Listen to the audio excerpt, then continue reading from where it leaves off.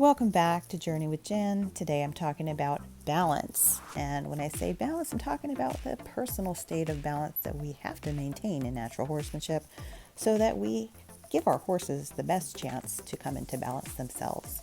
We know that horses mirror us, and without our own personal balance in place, we can't expect our horses fairly to be in balance themselves. We can't step into our highest energy of leadership without coming from a place of balance. This requires a high degree of authenticity. So grab a snack and get cozy. In this video, I'm going with the peacock theme. I love peacocks. I do.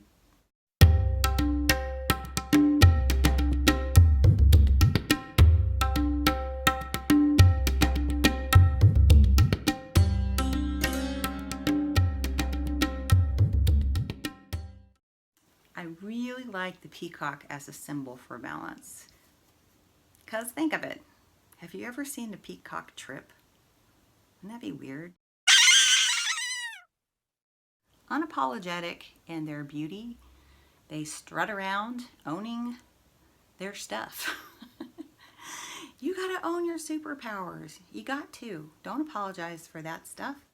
This is an animal that has a lot of balance naturally. Like if you go to the circus and you see the high wire act where they've got the really long pole to help them balance and they're up on the wire. Well, a peacock has a really long tail. Okay, this tail is a counterbalance for them. They have a long neck on one end, a long tail on the other, like that. Okay, we balance ourselves internally. Emotion and logic. Relationships with ourselves. Time with friends, time with family.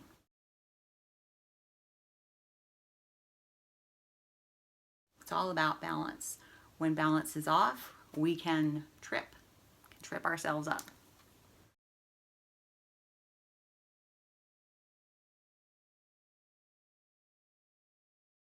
So when you begin something that's important to you, check your balance, check in with yourself.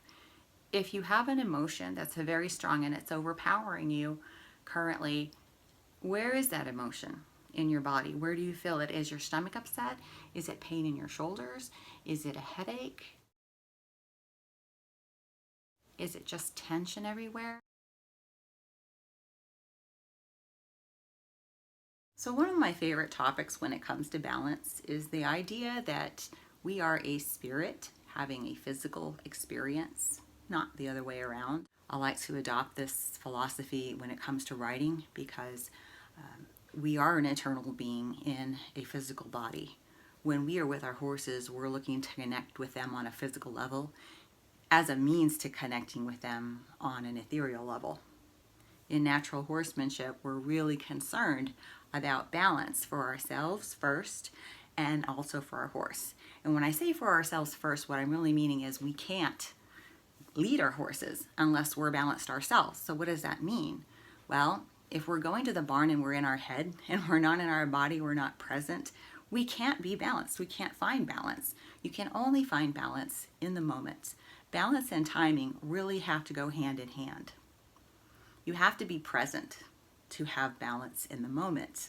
That sounds really obvious, but if we're in our heads and we're in the past or we're in the future, we're not present with our horse.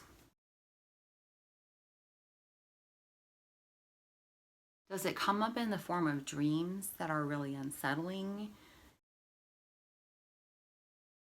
The dreams are very symbolic and they will give us insights into what it is specifically that we need to address to get balance back in our lives. What's going on with my hair here? Oh my gosh.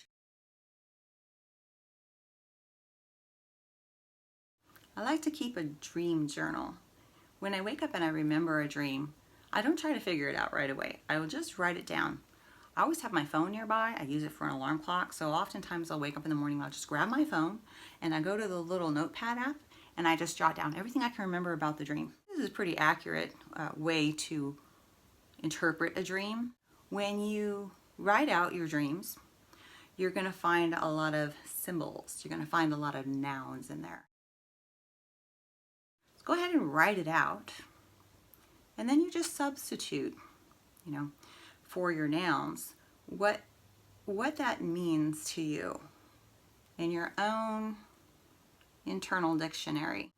For example, if I dream about a unicorn walking down the street, perhaps a miracle is coming towards me and I'm open to that. So what it could mean, don't know. It's a possibility. And I do this on multiple levels. So when I say I dream about a pink elephant, I'm dreaming about the elephant in the room. I'm dreaming about the color pink and what it means to me. To me, pink is soft, it's emotion, it's healing. So if I see a pink elephant, to me, that could mean there's some big elephant in the room that needs healing. Okay, so pink elephants to me, it sounds pretty random, but it's a very personal thing. When we assign a meaning to the symbols in our dream, we really need to look inside and decide, okay, what does pink mean to me?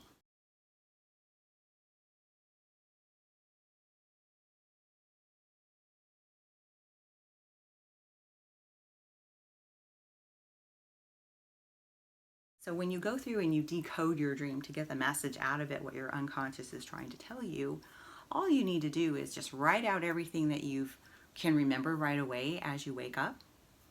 And then go back in, take the nouns out, don't lose them. Take them out and replace them with what they mean.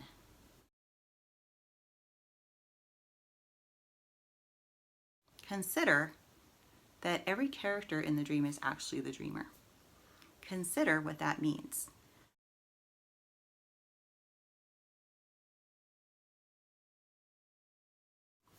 We wouldn't fly a plane without a pre-flight check. We wouldn't fly a plane without a compass.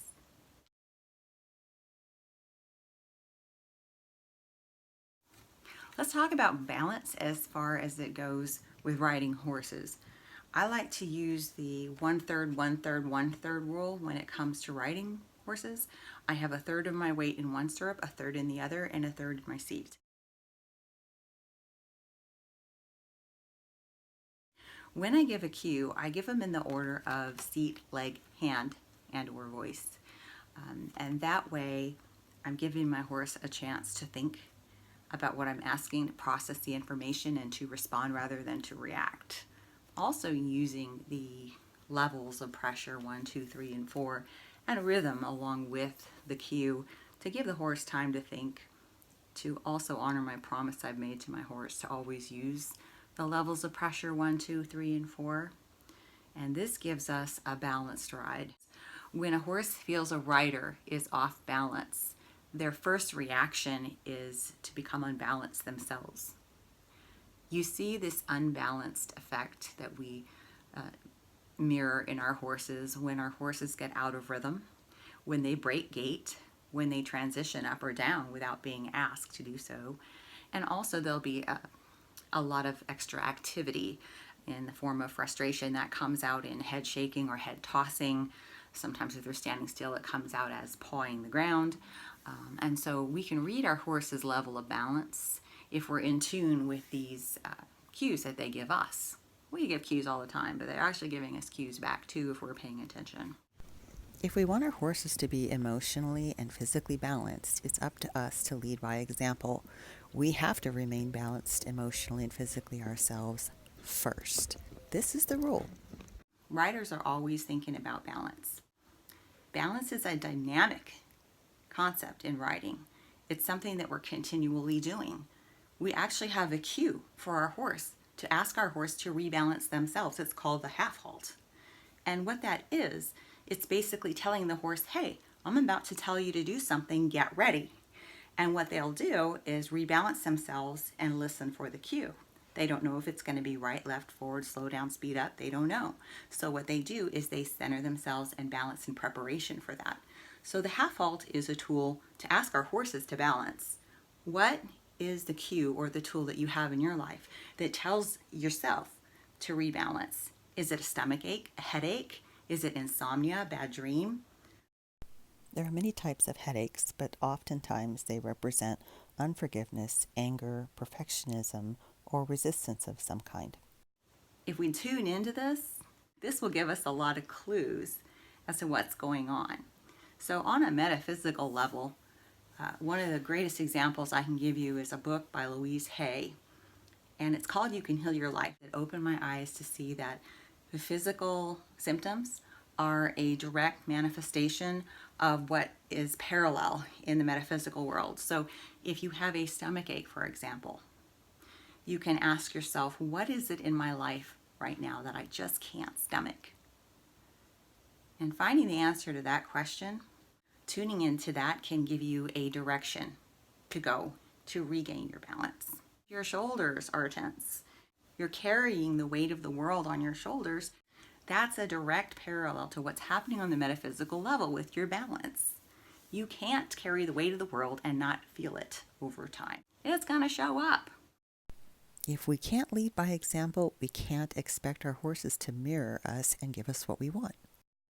If we're off balance and we don't take the time and energy to address it, what's going to happen is we're going to unconsciously try to rebalance ourselves.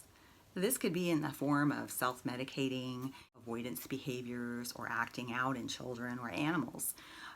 And so balance is key to avoiding the symptomatic behaviors that are not wanted or needed in life or that can set us back. If this has been a meaningful topic to you, balance, feel free to comment, like, subscribe if you like. And if you can find a way to share your journey regarding balance, comment below. You can link to the other videos in this series on healing. And share your thoughts in the comments so that others can benefit from this. If you have ideas for some symptoms that have come up for you that you've, thought, well, gosh, that's profound. That's telling me this about myself. I've tuned into my body shared this with me, and this is how I'm off balance, and guess what? This is how I can fix it. Then share that, because we come together here on this channel to share our ideas and to share our journeys and help each other out. So share, and we will talk to you next time. Bye.